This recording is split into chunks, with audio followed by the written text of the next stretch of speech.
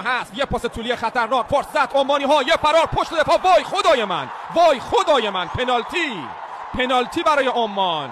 فقط علی کلینشیت میتونه دروازه رو نجات بده. میزنه کانو، علی بیرو، جانم الحق و توپو میاریم پشت محوطه جریمه.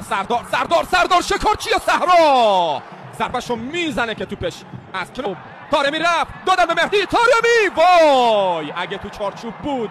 یه پاس پشت دفاع، فرصت برای ایران، یه فرار عالی، موقعیت، این ضربه و گل. کندنشون، علی جهان گل زد.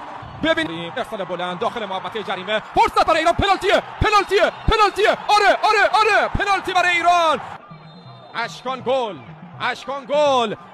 گل با ترکوندیمشون. ایرانا پشت محوطه جریمه، قسانی و سوپر سیو حافظ قاب دروازه ایران، علی بیرو. اوه چه عکس العمل برای فرصت.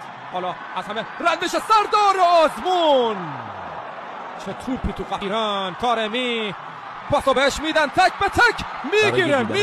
بازی های بیشتر پیج فوتبال 11 رو فالو کنید.